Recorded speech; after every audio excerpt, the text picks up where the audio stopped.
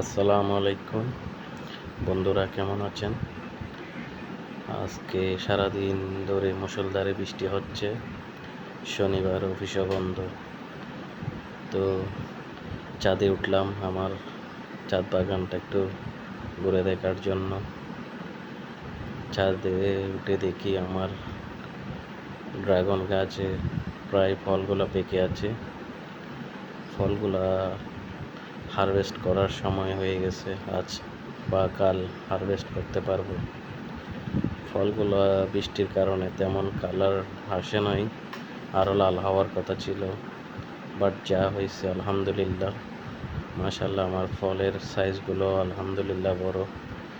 ওগুলো বড় হওয়ার কারণও আছে। ফুলগুলো যখন ফুটে রাতে, তখন আমি পরাগায়ন করে দিয়েছিলাম। পরাগায়ন করে দেওয়ার কারণে ফলগুলোর সাইজ আলহামদুলিল্লাহ মাশাল্লাহ অনেক বড় বড় হয়েছে। আপনারা যারা ছাদে জায়গা আছে, আপনারা চাইলে অল্প কিছু চারা নিয়ে বা অল্প কিছু গাছ লাগিয়ে আপনাদের পারিবারিক চাহিদা মেটাতে পারেন।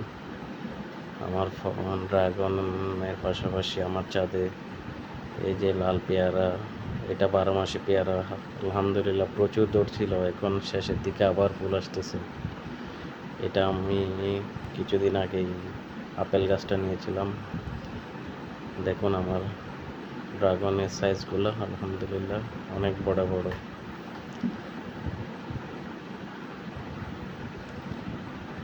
এটা আমার এই বছর তেমন যত্ন করতে পারি নাই, বিভিন্ন কাজে ব্যস্ত থাকার কারণে। তারপরও যা হয়েছে আলহামদুলিল্লাহ। অনেকগুলা গাছ যত্ন করতে অনেক সময় লাগে, আমার এখন ওই সময়টুকু ছিল না। তারপরও গাছগুলো একটু এলোমেলো এবড়ো তেবড়ো হয়ে গেছে, দেখতে পাচ্ছেন। গত বছর মে মাসে একটা প্রচণ্ড ঝড় হয়, তুফান হয়। ওই তুফানে আমার প্রায় সবগুলো গাছেই পড়ে গেছিল। একদম অবস্থা বেশি খারাপ হয়ে গেছিল। শেষে একটা মানুষ এনে ওই গাছগুলোকে কোনো রকম সাপোর্ট দিয়ে, একরকম লাইফ সাপোর্ট দিয়েই রাখছি বলতে পারেন। তারপরও আমি মনে করছিলাম এই বছর ফল আসবে না, তারপরও আলহামদুলিল্লাহ ভালোই ফল আসছে। এদিকে আমার আখ, এটা লাল আখ, অনেক মিষ্টি আলহামদুলিল্লাহ। এটা আমার সম্পূর্ণ ছাদ বাগান। আমার ছাদে অ্যাকচুয়াল বেশি ড্রাগন গাছই আছে।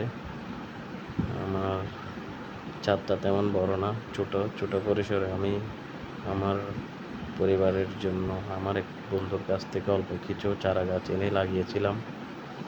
এখন ওই অল্প চারা গাছ থেকে অনেক চারা হয়েছে। ওই দেখেন এটা আমার চাচাদের বিল্ডিং, ওইখানে ওরা আমার থেকে চারা নিয়ে করছে।